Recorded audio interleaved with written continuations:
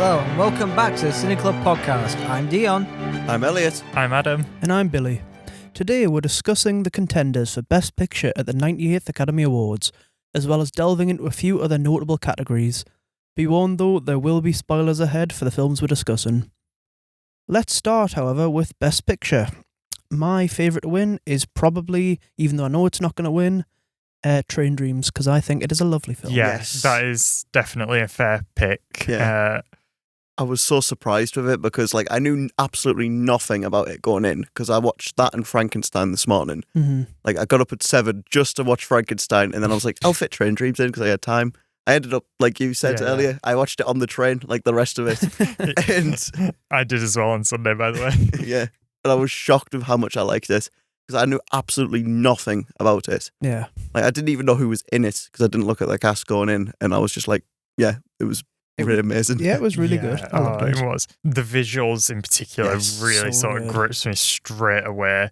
And I also really love how simple the story is. Yeah. It felt, I think I said in my review, it felt so refreshing compared to a lot of other films over the last few years where it was just simple, not much to it, just the story, the life of a guy. I don't really want to say much more about it in terms of the plot because I think it's better to go into this film blind and just experience it and just watch it. Totally. It really is incredible. I've not seen it. It is really You've got to watch it. It's definitely the three of it for the film I really want to see the most. It's on Netflix, so it's it on is. I just think it's refreshing as well to see a film that's actually well lit. Yeah. That is true. Yes, it's very well lit. So is it is the whole film in the dark? And Well, it's very they use shadows and light really well. It's it looks so good.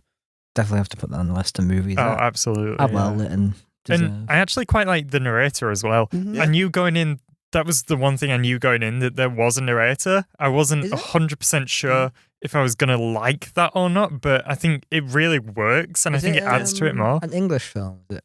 Yeah, it's English. Right. It's set in rural America. It looks like to me a foreign language film. I know what you mean. Yeah, I thought it was initially, but no, it's set in rural America during I don't know what time period. I think it's sort of turn of the century. Early 1900s. Yeah. Mm-hmm. Yeah. But I mean, it was absolutely incredible. Reminds me of Nickel Boys, which came out last year, where it was very much people going, this is very underrated, this is very much deserves it, knowing it won't win. Yeah, it won't win because it's not the big sort of tentpole ones. It's not the big three. It's not the big three. Yeah. But that is my sort of. That is the one that I really would like to. Realistically, I think it's going to be Marty Supreme or One Battle After Another. Yeah. But not Sinners. Oh, interesting. I don't know. I don't think it's going to be Sinners. I think Sinners has got a mountain of nominations, obviously, but I think people glaze Paul Thomas Anderson to such an extent that I don't see it not winning. Marty Supreme deserves it. Yeah. Marty Supreme was a front runner for me before Train Dreams. I thought that was the weakest out of that three. Yeah, not gonna lie. I'm the same as Elliott. I didn't get the hype around it. I went and watched it. Yeah, I really enjoyed it. I thought it was a great film. I don't know whether it was just that particular viewing or what, but I didn't get the hype. I thought it was good. The best part about it is that you can't predict what's going to happen. Oh, yeah. Because I may or may not have watched it for the first time drunk. And so I was sobered up really quick. I'm like, sorry, is he playing ping pong with a walrus? And I'm like, but I was like, it woke me up and sobered me up really quick. And I was like, okay, this is what's going to happen. I was just like, it was making me question every single minute. Mm-hmm. It's wild, it's fun, it's well made, but it is the weakest of the three runners. Well, I do agree, people saying Sinners deserves it the most. I think My Supreme has hit me a lot more. It is very much a movie about dreams and a fucking arsehole of a character too. Yeah. Who's just very much doesn't deserve anything. And I really like it because the ending shocked me because with the director doing uncut gems, I thought it was gonna be very much a dark not a dark ending, but an ending which he is deserved. Yeah. But no. Well, they wanted him to get murked by a vampire at the end. No, I thought he was not going to win it. That would have been quite a good thematic thing for this Oscars. The great thing which reminded me of people going, every December we have to watch a vampire film, so I was surprised Marty Supreme wasn't. Shut up. But before I go off track, but the ending is still one of the most shocking moments of last year for me. Yeah, it was. It did feel like it came it didn't come out of nowhere necessarily, but it's definitely not how I expected it to end. Yeah. I felt like I felt very shocked. Like I was like covering my mouth over like how big it was. I love the ending. The ending is genuinely beautiful. It's paired so well with that opening with Forever Young to everybody wants to rule the world. Like it's so good. It's so good. It is, Just seeing people on like Twitter now talk about like the bath scene where the bath just falls and lands on the guy's leg, and the dog stuff. Like there's so much stuff about it. But even then, like I really just love the characters in it. You have like I liked Tyler the Creator's character. Oh, he was really good in it. Surprisingly enough, I wasn't a big Which fan. one was he? Was he the taxi driver? Yeah. He was Mighty Supreme's friend. Yeah. I'm going to throw a controversial take out there. You were saying that you think Marty Supreme is the weakest out of the main three. Yeah. I think One Battle After Another is. I can see that. Like, that's my pick. One battle out of all of them. Go on then. I will let you. I'll let you elaborate. I don't know. One battle's an interesting one where I was just gripped right. Marty, it took me a little bit to get into it.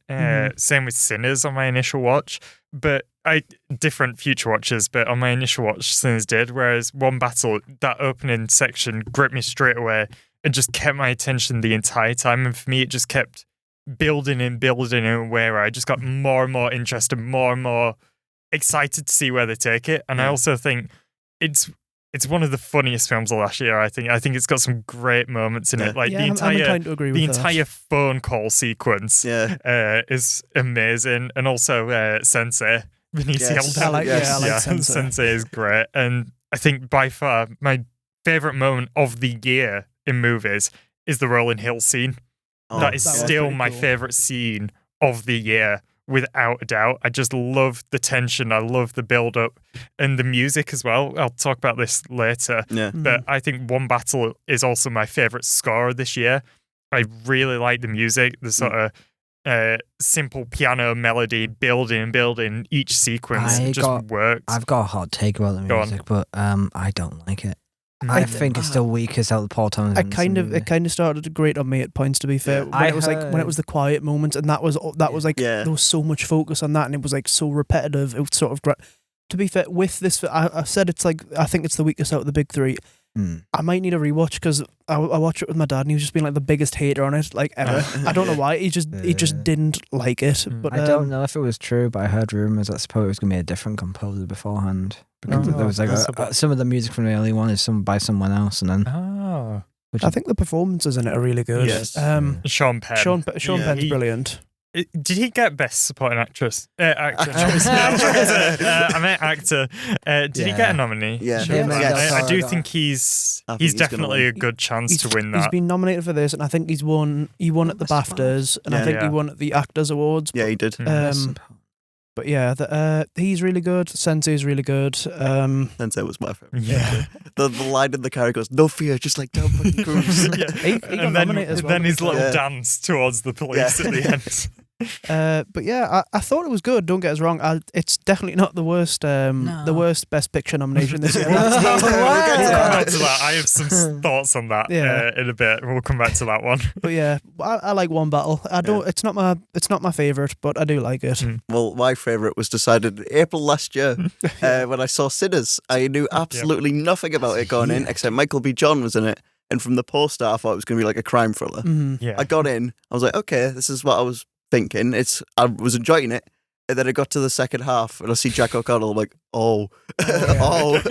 it's so cool. It works so well. The marketing for that really sucked because I really wish they had the vampire stuff. Yeah, that would have been so good if they just not made it obvious. I think it's funny as well when you look at that trailer as well. I think the one shot I always find really interesting that they put all over the marketing was the Tommy gun scene. Him with the gun. That was all over the marketing for that film. Because I did watch a trailer and like that was the main center. It was, that was trailer, like the big thing. That's where I got like it's going to be like a crime like, period piece movie.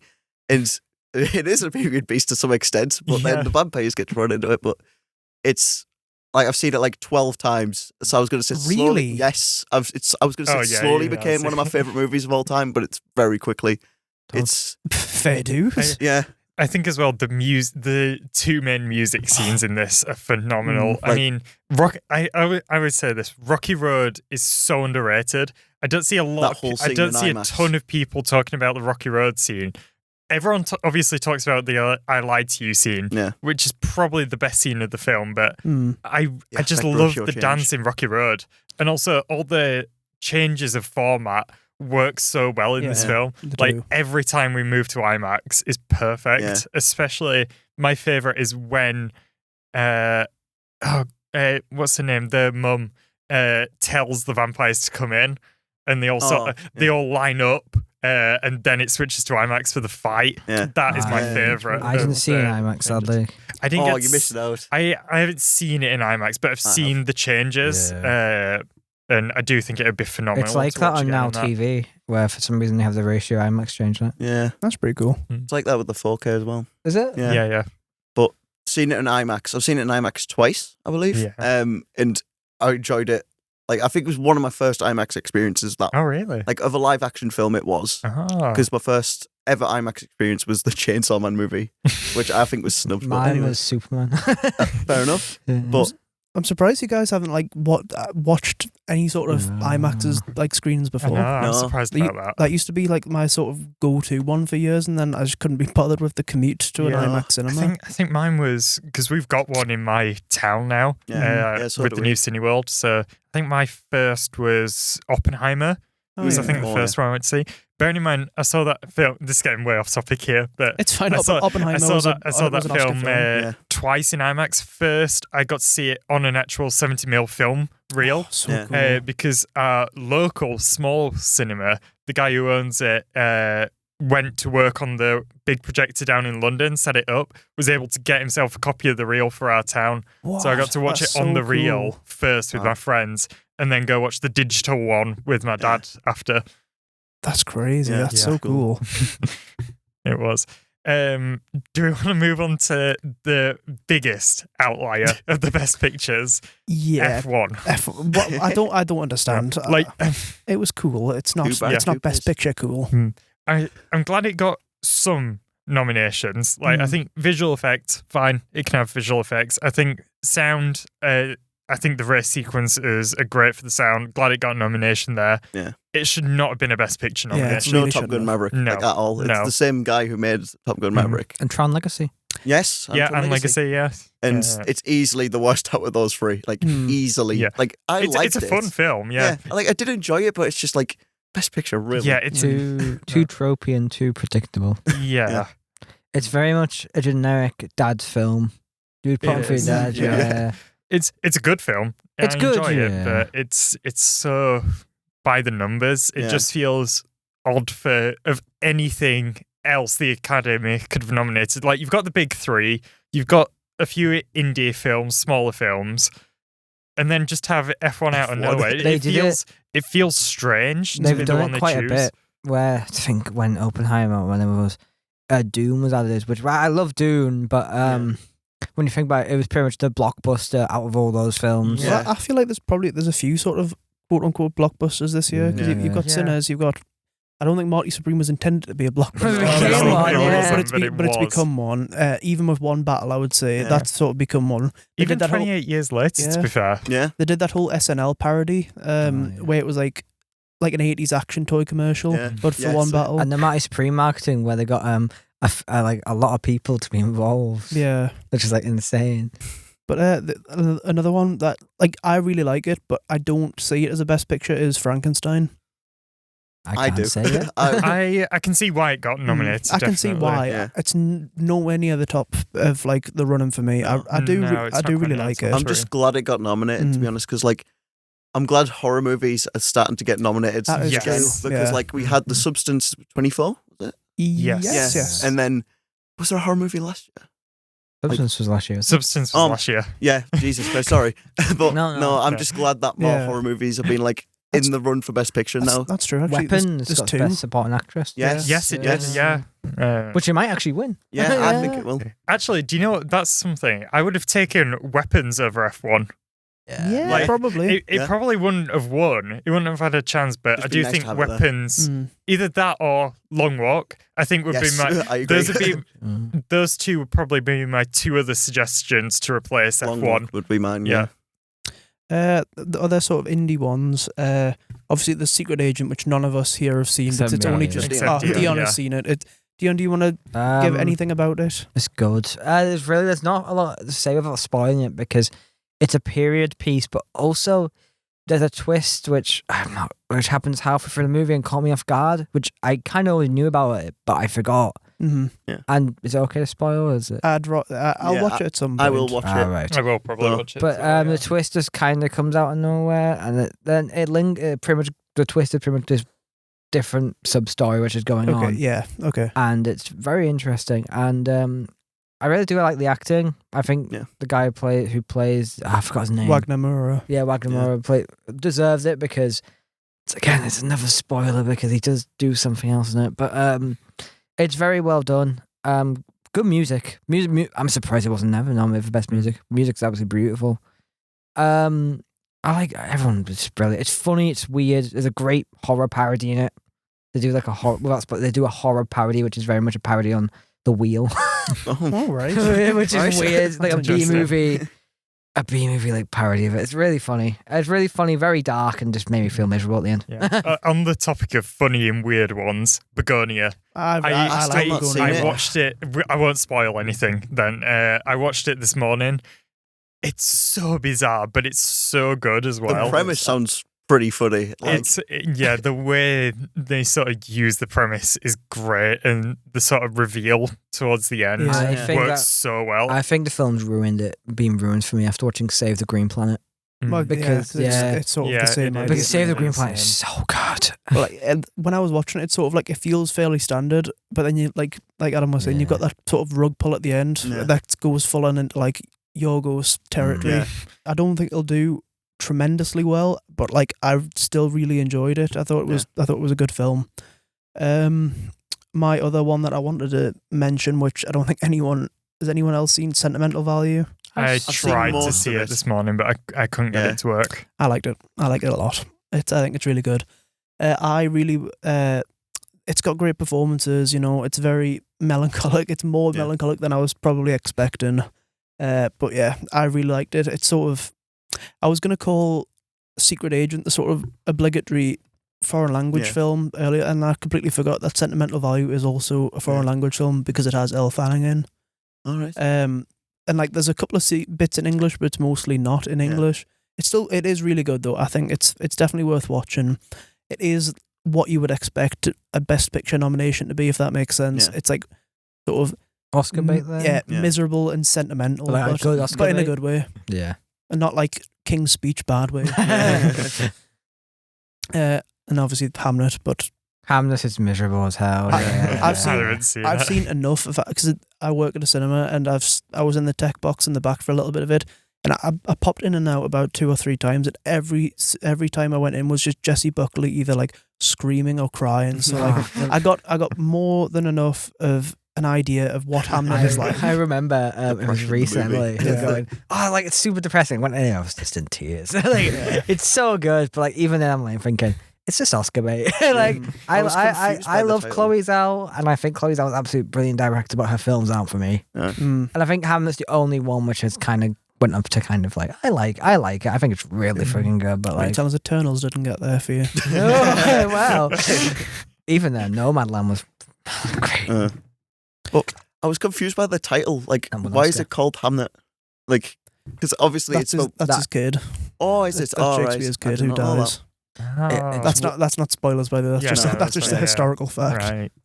I think the idea of the film is that it's their relationship and the kid dies, and that's what inspires them to write Hamlet. All right. But as like Ian McKellen came out and said, it's a bit of a stupid idea because it won't have all come from his family life. Yeah. It's based on a novel. Mm-hmm, yeah. Right. Also. Yeah, it's like I say, it's one to watch at some point, but I would be lying if I didn't say that I've been like putting off watching it because I know how miserable it is. I couldn't be bothered. It does have a happy ending. I've seen the ending. That's one of the bits that I've seen. Yeah. That's why I put Train Dreams on instead of Hamnet, because I was like, oh, I don't want to be absolutely miserable. And then Train Dreams. And then you put Train Dreams on instead. Yeah. Great choice. So I guess before we go on to other categories, are there any films that you think got snubbed that should have got a nomination but didn't? That's a lot. Ooh. 28 years later is the one. Yes. I think 28 years later deserved. I would really like for it to have gotten Best Picture, but that was never going to happen. No. Best music. I think it should have. Yeah, best soundtrack. I think best cinematography. The one who plays Alfie Williams. Yes, I think he should have been up for best supporting. Costume as well, or makeup. Yeah, Could have got makeup. Definitely. I think Jodie Comer was really good for best supporting actress. Fiennes. Yeah. I think Fiennes does really well in the first one. I think He obviously does it's better in Bone it's Temple. Bone Temple's the one where he shines. Yeah. If Bone Temple doesn't get a nomination, I'd be shocked. I don't think it will. Like, I'd like it. I really like it to get something, but we'll see. I think one that I think was missed out was Superman, but only for visual effects. Maybe as we were sort of mentioning, it could have got like makeup as well for some of the designs and stuff. But I do think it should have got visual effects. It feels like that's a category it could have easily got a nomination for, but it kind of didn't. But that sort of it's part of like a trend where I feel like in general, superhero movies aren't super acknowledged by the Academy, really. I don't know the stats and things, Black but Panther's the only one which got that and Dark Knight, I feel like, are the only ones. And Suicide Squad for some reason. The first one that's like the best only makeup, wasn't it? Yeah. That was before Joker. That was like the only DC film. Joker. Yeah, Joker. Yes. So there have been a few, but it feels like on the whole, the Academy doesn't really acknowledge them. I kind of get it. It's blockbuster films. No one wants to acknowledge. But then you get the rare ones like, say, The Batman. I don't know if The Batman got anything. That should, it's the ones that they consider prestige that get it, when I think it should be more fair. Like you say, I think I personally would say only one that Superman should have gotten was for makeup, for like Metamorpho and whatever he's called, Mr. Handsome. The thing that was moving the cart. Toxic Avenger should have got for makeup. But I kind of think that sort of disdain might change from next year's, because we've got the new category from next year, stunts, and I feel like that's depending on how well sort of the movies do it. I feel like that one's more geared towards like blockbuster films. Like I think had we had it this year, I feel like Superman probably would have, Mission Impossible would have, like more blockbusters. I think that would be a blockbuster category potentially, which is probably a good idea from the Academy. Like if that is what that category becomes, Tom Cruise, that'll potentially drag in more viewers to the Oscars. It'll get more of the general public to watch it, which is it's probably not a bad idea, but it's hard to say how that'll work. New Tom Cruise film's gonna have one big stunt and that's it. Well, I've got another one to throw in actually, it's I can see why, because they didn't do it, because it'll just be like all Netflix films. Wake Up Dead Man. Wake Up Dead Man deserves everything. I think it deserved a cinematography nomination. Yes. I think Josh O'Connor deserved either best actor or best supporting actor. The scene with him on the phone is generally one of the most beautiful scenes. Like he deserved that. I did like it, but I think it was overrated, because careful what you say. Because I heard all these good things and oh my god, it's amazing, it's like the best out of that trilogy, and I'm like, really? I don't think it's the best one, but Knives Out I think it might be one of the. I think it might be the best looking one. Yeah, it's definitely the best looking one, but I feel like Knives Out was probably my favourite. It was the best mystery, I think. I think it's better than Glass Onion, without a doubt, but for me, it's going to be very back and forth between the original and this one. I do really like this one.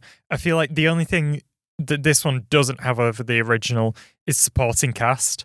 I feel like in general, the rest, it's a great cast, but they just don't have as much to do in this one as the supporting cast did in the original. But everything else besides that, to me, feels more interesting in this one than the original. I think. You know what shocked me, which one never got nominated? What? No Other Choice.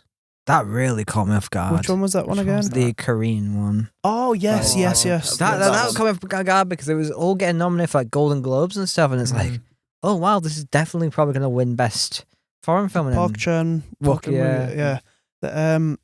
I really wanted to go watch that, but I missed it. But yeah, that's another one that was really surprising. That I don't know if it was because the release date in the US was 2026, but like even then, that might be why. I think that's what the Oscars go off, isn't it?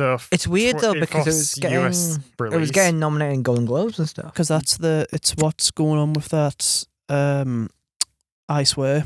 Because that's why it's not up for any of the American awards, because it isn't released. Yeah, it hasn't come out in America yet. I'll give a brief mention to that. Obviously, this is an Oscars episode, but you know that the whole situation, without getting all into it, it sort of turned us off a little bit of all the awards this year, because it's completely rubbed us the wrong way. I was quite invested in it, but that whole thing just completely rubbed us the wrong way. Without getting too off track. It's just very much Michael B. Jordan kind of not saying anything about it and stuff. Yeah, it's like a proper rock and a hard place. You don't really know what. There's no good outcome to that. Like one of the actresses said from Sinners, I forgot her name. I didn't know she was actually British, but I know what you mean. Yeah, she pretty much came out saying, I don't know why they allowed them to not bleep it out. Yeah. It's the BAFTA's fault, not the film's fault. I feel like it raises, like, the reason I wanted to bring it up, I feel like it raises a serious point about like in having, like, these people need to Hollywood be informed. Culture, because like, you know, it's the difference in the sort of discourse on this side of the pond compared to the other one is crazy. And like the when they had the awards the other day, and like everyone was sort of just, it felt really irked as when they were just sort of like laughing along to these jokes, basically ridiculing a disabled man who's just he's like a janitor or even something. Even the Brits were doing it too, which was weird.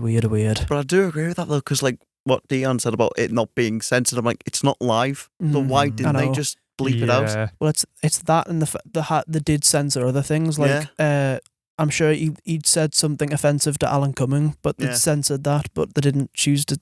It's a really, really weird situation.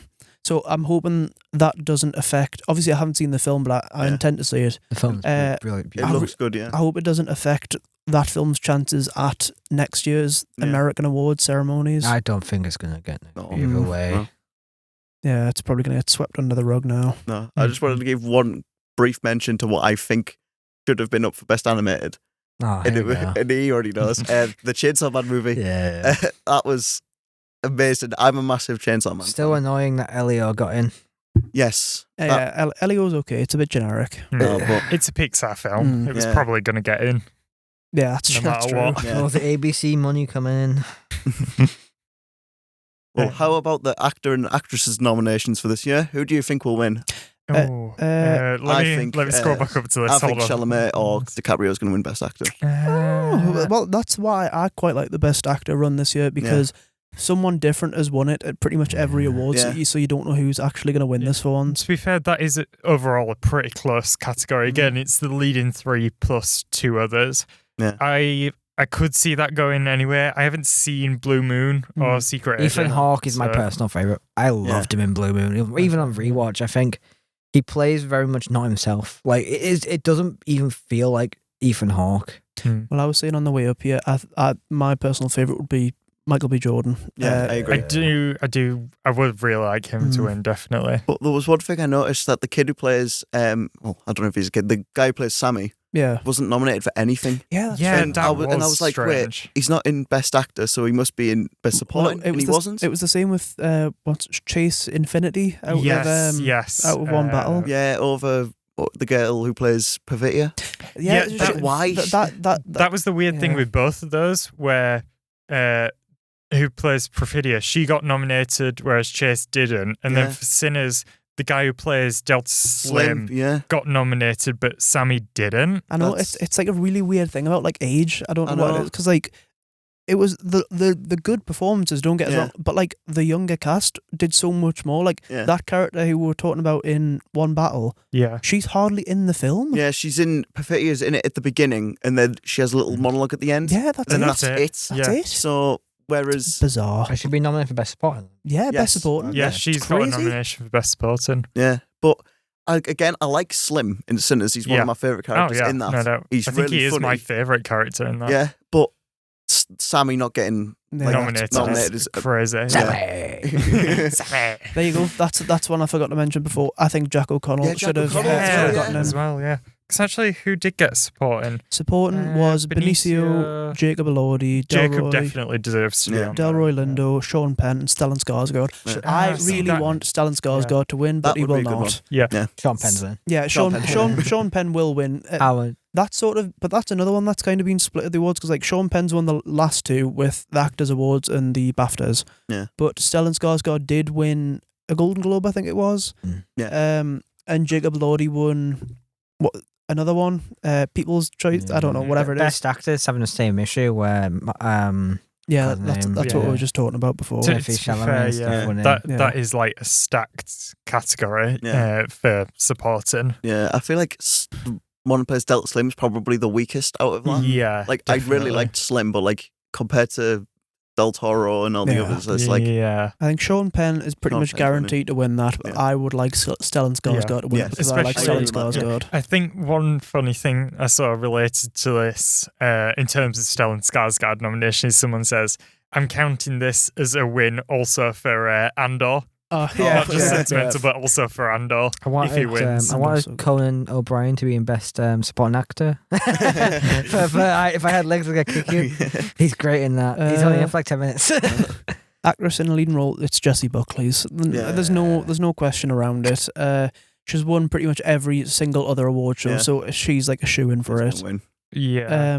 There's no point in even discussing No. anything. other than that. I would It's- love if Jessie Bryan won because I really liked her in the If I Had Legs, I'd Kick You. That was Yeah. brilliant horror film. That really got under my skin. Actress in a supporting role.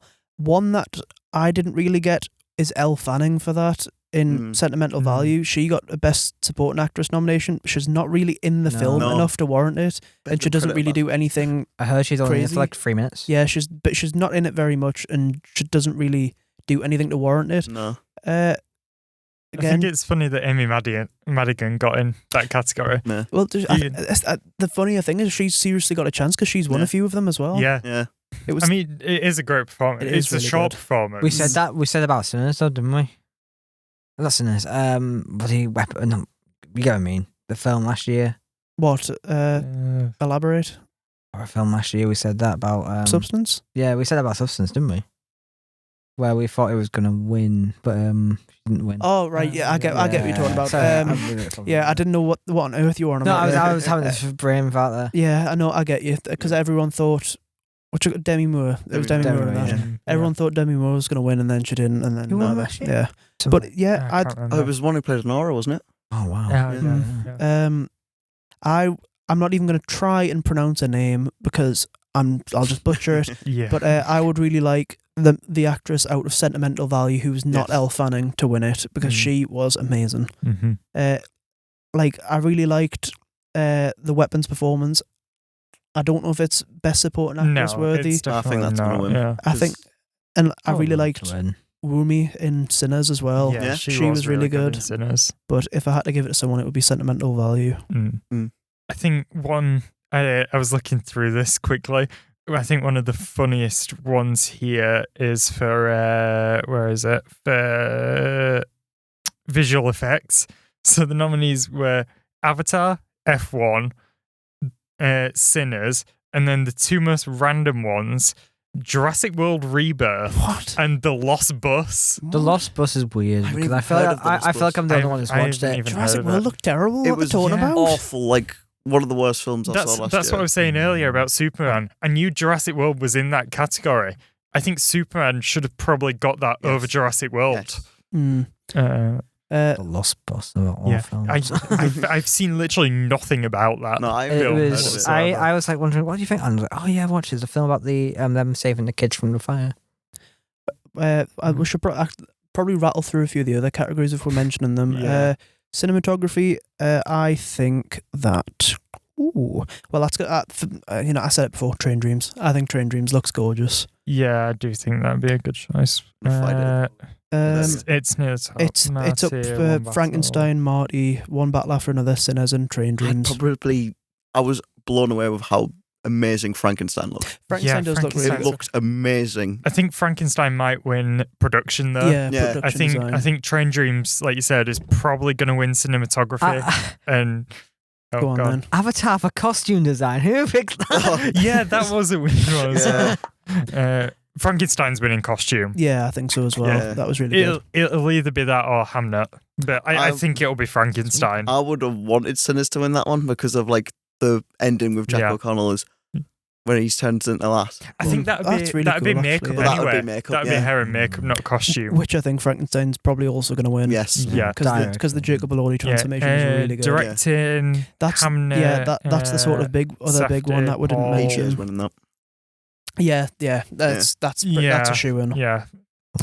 But then again, has he won? I don't think has he ever won an Oscar for that, for any of his work. Did he win for There Will Be Blood? I don't think he did. No. I thought I saw something somewhere where he's never won an Oscar. No. For it. See, I don't think Safdie will get it. I think how much I would love him. I think it'll be between PTA and Ryan Coogler. Yeah, definitely. So it would be such a massive moment if Ryan Coogler ended up winning it. Yeah. I think it might sweep. I feel like it can go either way, like between those three. It could, yeah. Full on Amelia Perez sweep. Yeah. But this time, not crap. Yeah. Was that last year, actually? That was last year. One best song. Yeah, it was Amelia Perez and an Honora sweep last year. What's the name one for the one who plays Gamora? Zoe Saldana. Yeah. Editing, F1 Marty, One Battle, Sentimental, and Sinners. I thought the editing was quite good in F1. I will give it that. It did have good editing. Although I think that might actually go to Marty. Yeah, I could see it. I could see it. I would say F1 or One Battle. I was going to say One Battle. I do think it could go. I feel like, I don't know, is Sentimental good? I feel like any of the others have a chance in that category. Is Sentimental going to have a chance there, do you think? I think it's good, but I wouldn't say the editing jumps out as much as something that's so snappy as One Battle or F1. Yeah. The documentary one, I've only seen Come and See Me in the Good Light, but that was a really nice documentary. I've not seen any of the documentaries. It's I've only seen it because it was on one of the modules, but it was a very nice documentary.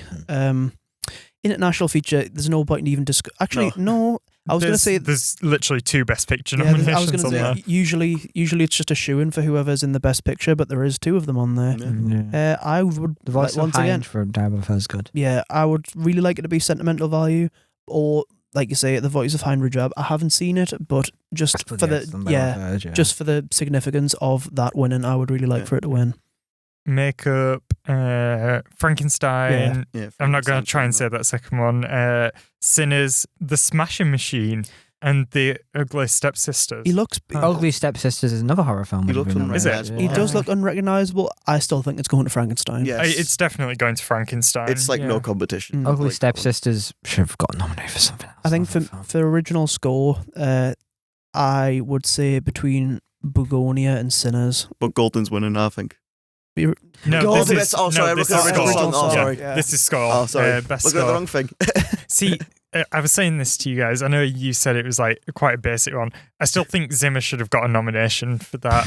I do like his score for F1. It is a standard Zimmer score, but I do really like it for me, the film. It's Sinners. Like the transition in the music is amazing when it starts off like just strings and then it goes with the guitar at the end. Yes, it's just for that transition where it goes from like the shop to the traveling. Yeah, that is really good. The music build up is insane. I think Hamlet's going to win that. Hamlet's score is very Oscar baity.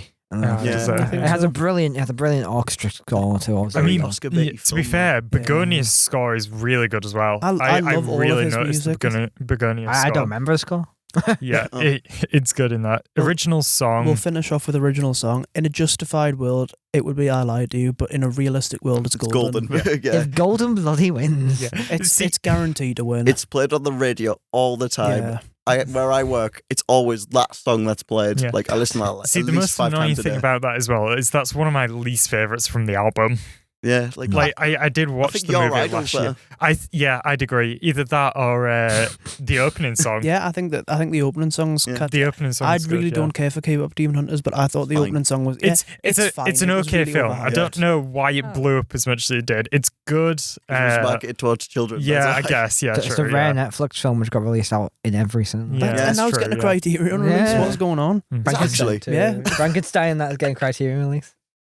Bizarre. Yeah, I think that's kind of the only key ones. I think we mentioned animated feature. No, we alluded to it. Because K-pop Demon is one of them. Arco for me is my personal favorite. I saw Arco not early last year, but like late last year in like in the preview at Tyneside, and I absolutely loved it. Like Arco is pretty much the guys who I think it's the same people who did Mars Express, which I don't know if it was, but it's the same animation style and similar to Mars Express, which should have got nominated last year. It's brilliant. No, out of the ones I've seen, I'd probably just give it to Zootopia 2, like for my favourite, but my favourite wasn't even on there. Like I said, Chainsaw Man. It's like there's no competition. K-pop Demon Hunters is winning. Whatever category they're in, they're going to win. Yeah, and then the only other ones are Sound, which is F1 Frankenstein, One Battle, Sinners, and Sirat. I could potentially see. I think One Battle or Sinners probably deserves it. I could see that one potentially going to F1. I do think the sound design on the races was good. I don't know if it was as good as the others, but I could see it going to that. Mm-hmm. And then right in with the only other two, but adapted. Adapted is tricky actually. Looking at Adapted's Begonia, Frankenstein, Hamnet, One Battle, and Train Dreams. They're all adapted screenplays. See, I know. It's just. I feel in my heart, it's Frankenstein. Yeah, it's whoever wins. I feel like it's whoever's going to win Best Picture is going to get that. So it's pretty hard to decide. Sort of the same with original screenplay as well. I think Kugler will get that for Sinners. Yeah, I would assume so for that one. I think that's all the Oscars we've got time for today. Make sure to check out our Instagrams, TikTok, and Facebook page for more Cine Club podcast content and updates. As always, this episode was recorded and produced by us, the Sunderland University students, as well as being engineered and edited by Emily Main. A special thanks goes out to Steve Cannon, Barbara Sadler, and Richard Berry. A reminder that our 4 nominees this week have consisted of me, Billy, me, Adam, me, Dion, and me, Elliott. This has been a Cine Club production for Spark. Thanks for listening.